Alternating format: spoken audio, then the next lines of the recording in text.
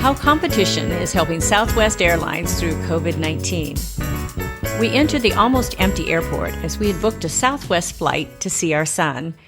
Going through TSA has never been quicker. Our agent actually even smiled through her mask. As we walked to our gate, my heart was heavy seeing all the shops dark and shuttered. It made me wonder if there was any hope for many of the airlines. Apparently, airline traffic is down 90% during the COVID-19 pandemic. I'm sure this includes cargo, which is a large area of business for many airlines. I saw the large planes lined up, parked silently in a row. If they could speak, I wonder what they'd be saying right now. Probably that they'd like to get back to work. It was a good feeling to see our Southwest plane already parked at our terminal. We even boarded early and took off early, which was understandable with fewer people on the flight. When booking, there were very few flights to choose from, and I was happy to see there were some Southwest flights still available from our small local airport to our destination. I have often flown on Southwest Airlines in the past years because of the free bags, competitive pricing, and great service. The humor of some of the flight attendants when making announcements has always been a plus for me. Because of that, I've actually paid attention to the safety precautions. Their spirit of going the extra mile with service, personal connection, and competition will help them rebuild in the difficult days ahead. Our short flight was fairly uneventful, besides the fact that it was 30% full, which was actually surprising. There were no drinks or snacks, but I came prepared for that. The flight attendant communicated the addition of deep cleanings of each plane between every flight, for which I'm grateful for, virus or no virus. And they suggested we spread out. I thought it was humorous that people still wanted to sit in the row in front of us, and the person even reclined their seat.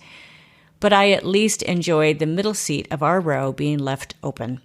If Southwest Airlines continues to evaluate the effectiveness of their service and competitive pricing, adding those personal human touches, I think they will do well in the coming competitive market with many more airlines vying for customers. They will need to, on the fly, implement a new business plan that includes half as many travelers, while at the same time provide competitive fares with reduced fuel costs with their vast inventory of planes in a different economic climate. They will need to evaluate what other airlines are doing, then come up with their own game plan. Southwest Airlines has done that before, and they can do it again. That game plan may also include adding routes.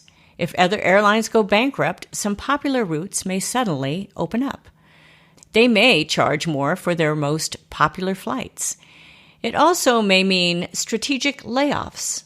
But in the near future, picking up other quality employees that are suddenly available to them is also an option. Fear is a huge emotional hurdle to overcome that will be faced by all airlines.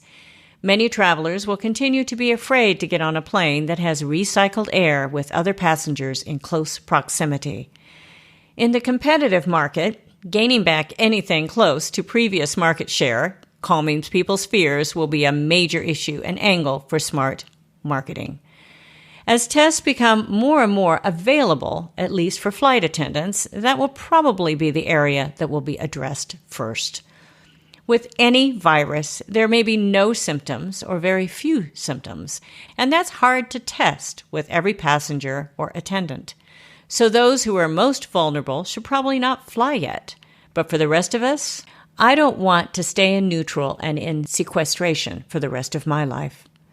I am rooting for the airlines, especially Southwest. I want them to be fully up and running again. I want to see the shops open for business and buy the jewelry I usually never have time to consider at any other time. I like sitting down and eating a simple meal, even at an airport. The sequestration and isolation we've experienced has made me appreciate all of those things. I also look forward to Southwest offering drinks and snacks once again, even as they no longer serve peanuts, which I loved. Snacks may come in a little different form, but challenges bring ingenuity and creativity. Southwest Airlines has done it before with free bags and lower fares based on their smart purchases of fuel. I'm rooting for them to once again use creativity and their competitive spirit to be up and flying again, full throttle. Thank you, Southwest Airlines, for your commitment, and I am hopeful for your successful future.